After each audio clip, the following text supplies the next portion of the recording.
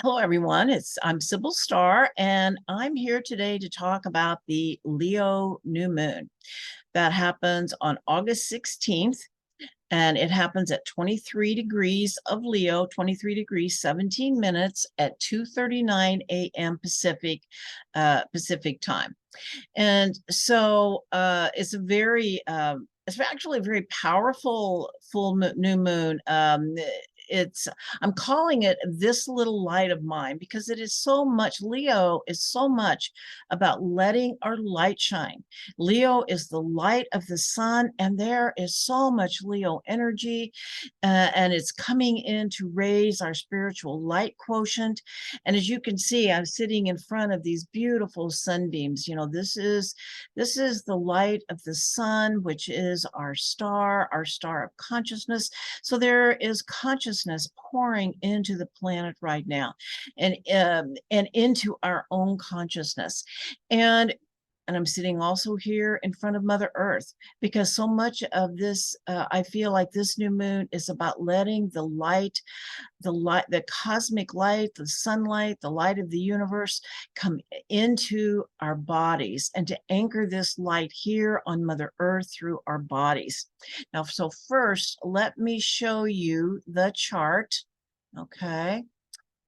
All right, here we go. So this is the chart of the Leo new moon. Like I said, it's on August 16th, 2023, 2:39 a.m. Pacific time. And so here we've got the sun and the moon at 23 degrees, 17 minutes of Leo, just like I talked about. It's tightly conjunct Black Moon Lilith, a little more widely conjunct Venus. Venus was conjunct the sun on the 13th, so 3 days earlier, but she's still very, very much in play. And then they are all square Uranus right here. And of course, Uranus is at 23 degrees of Taurus, and a square is a challenge. Okay, so that means there's a challenge here. There's a challenge to this light. There's a challenge to express your light, or what is this about? And of course, Uranus is so much about, expect the unexpected, but it's also about energy. Okay. And then the other one we're going to be talking about is the new moon is in a beneficial trine to the north node of the moon. And the north node of the moon is tightly conjunct Eris and and the nodes move backwards. So it's going to be conjuncting Eris for several months. And of course, we've got Black Moon Lilith here, and we've got Eris. They're both part of the dark feminine, whereas we've got the Venus and the moon are both more, I would say, of the more nurturing feminine. So we've got it both there.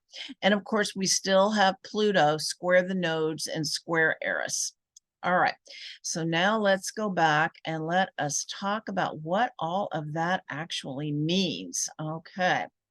All right, so as I said, we've got Venus, Moon, Black Moon, Lilith aspects of the divine feminine energy.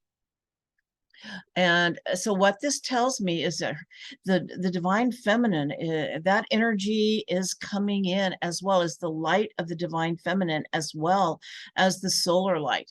And the divine feminine, the mother, it is the mother energy. She brings in the nurturing of all life. She brings in compassion and unconditional love, as well as being super powerful. I mean, she's very powerful. And what I really, something that just came to my mind was, mother and matter.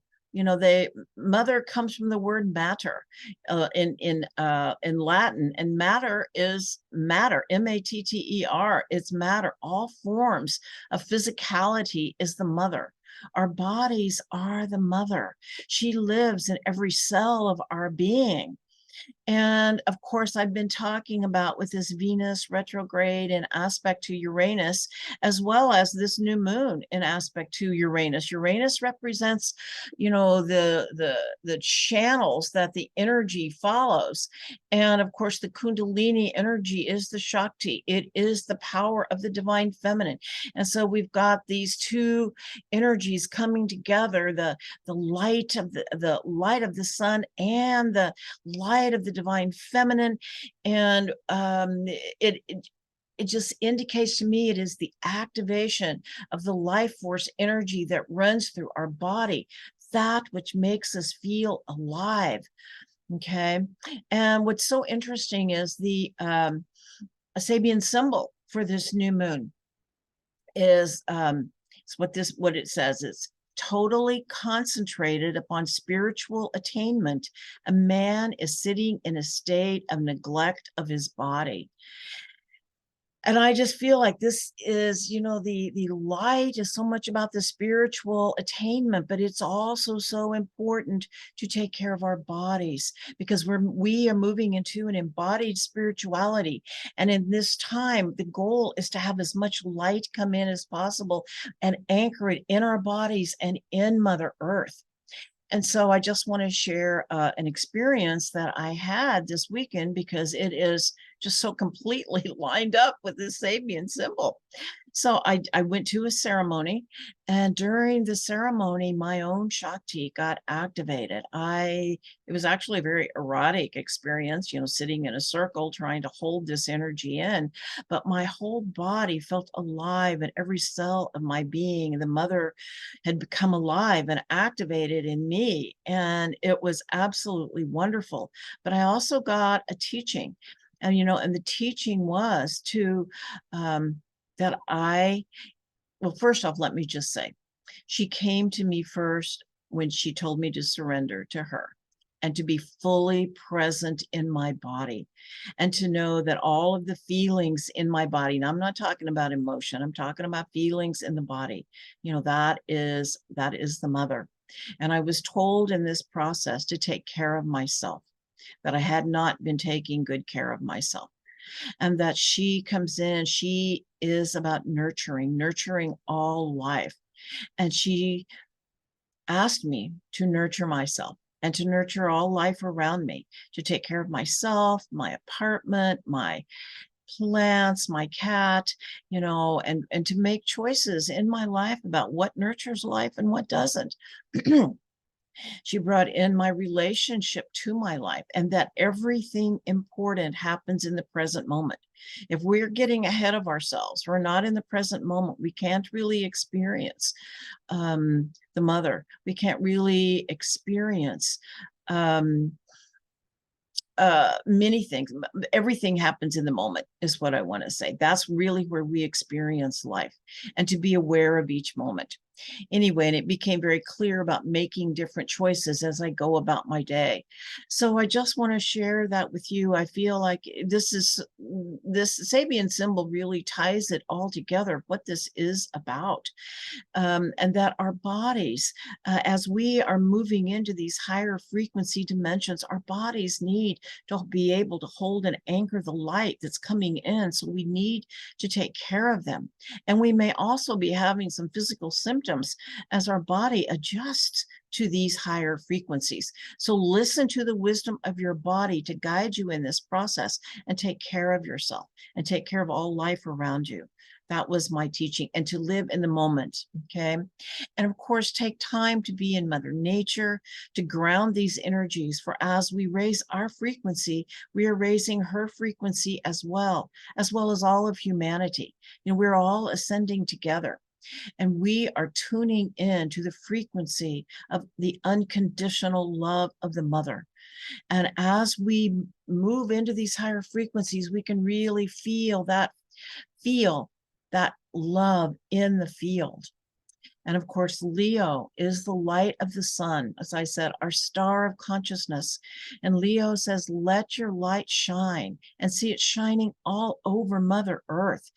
Remember that we are light beings embodied in physical form. It is the balance of the masculine and the feminine. And as we raise our vibration, we allow more of our higher selves to emerge, which is the only way to heal our world. And I've heard it said that one light worker can impact the field of 1,000 others. It's like one match that is lit. It can light 1,000 all at once.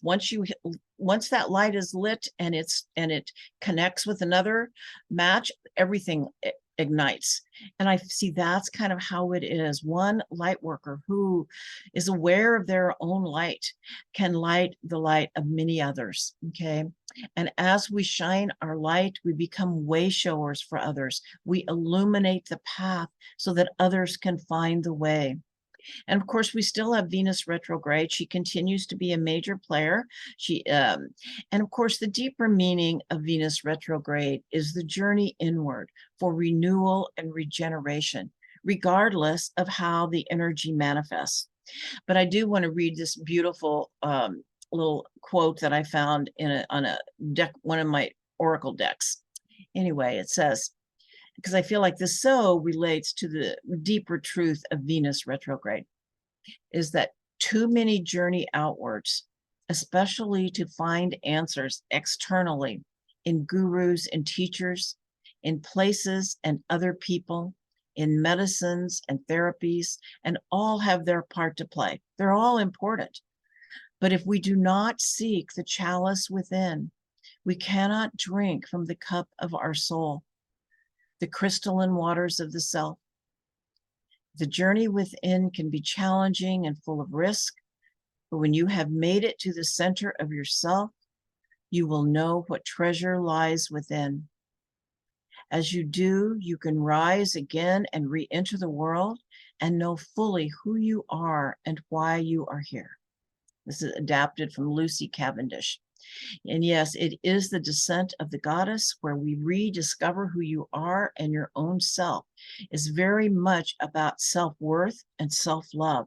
Is the journey of Venus inward to help you remember who you are. All right. But we do have, once again, we've got Lilith involved. You know, Lilith is there, conjunct this new moon, square Uranus. And all last week, she was pretty tightly conjunct Venus. And so Lilith speaks to our deepest repressed desire. She's one of the dark goddesses.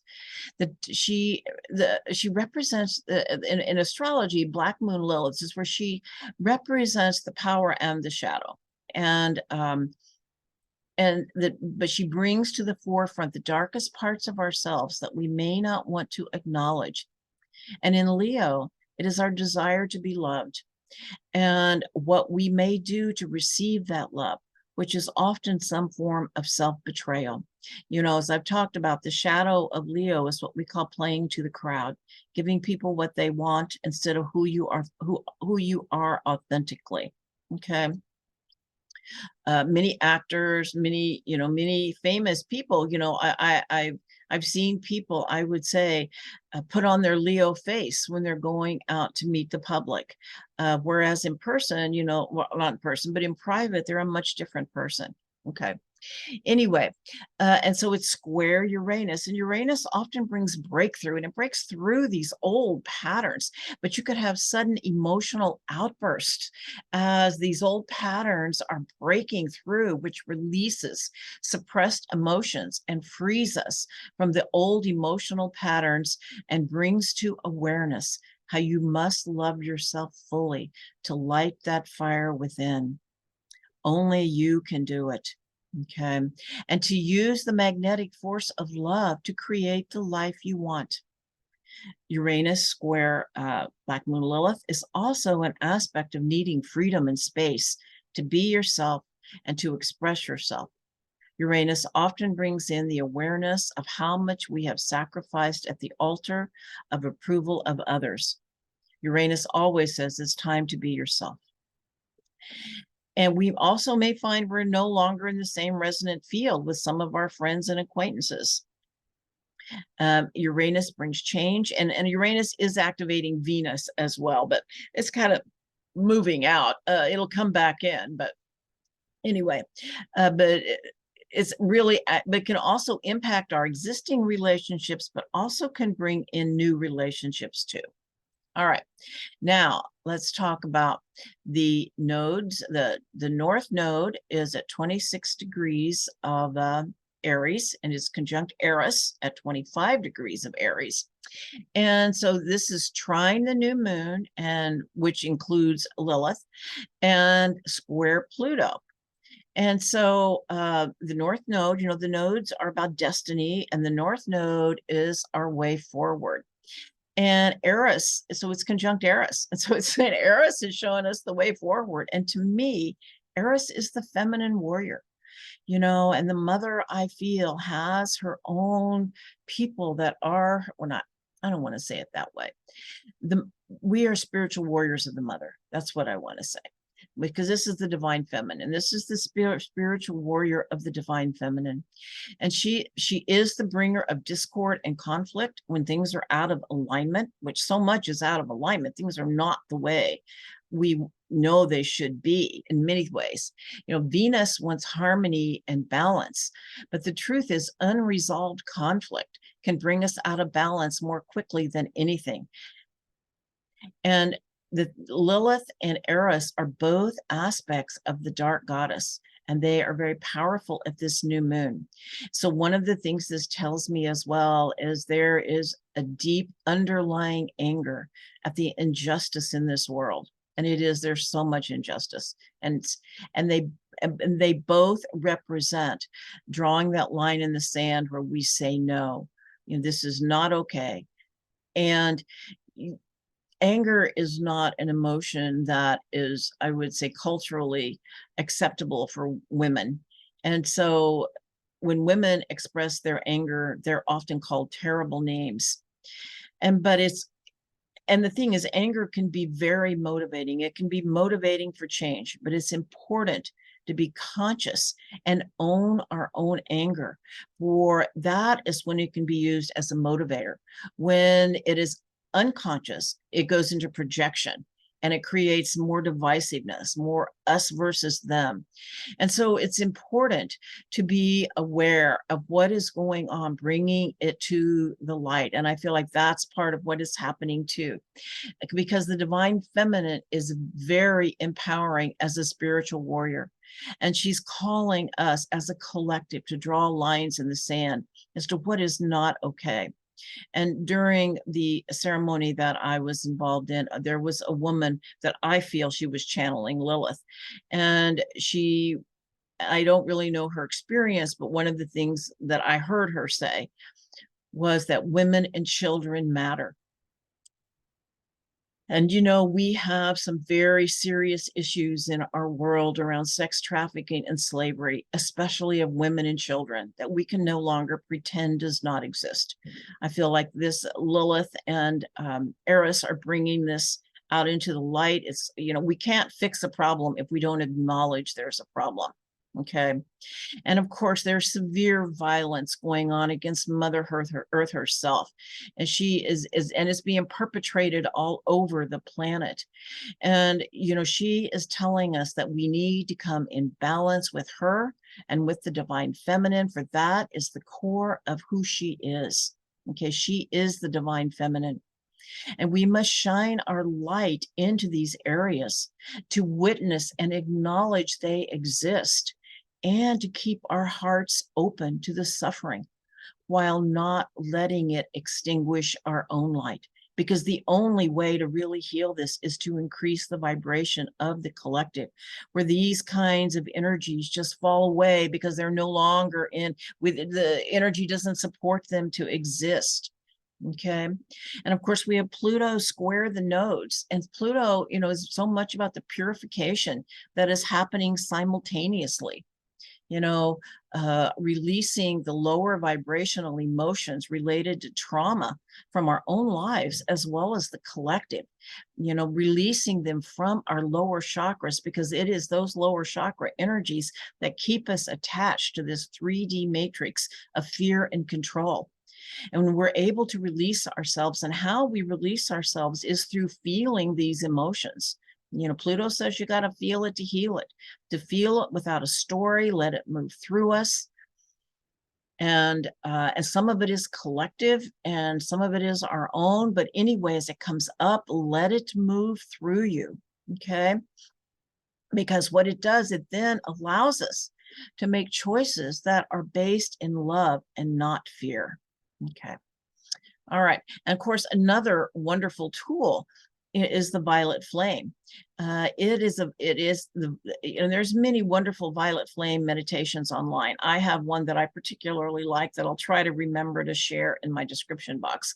But it helps us purify our body and energy field from negative, lower frequency emotions. Okay.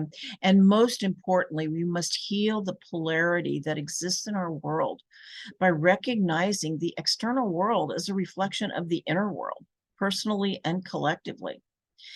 And to acknowledge that the dark and light exist within each of us. And the more we can integrate our own shadow by loving those traumatized and wounded parts of ourselves.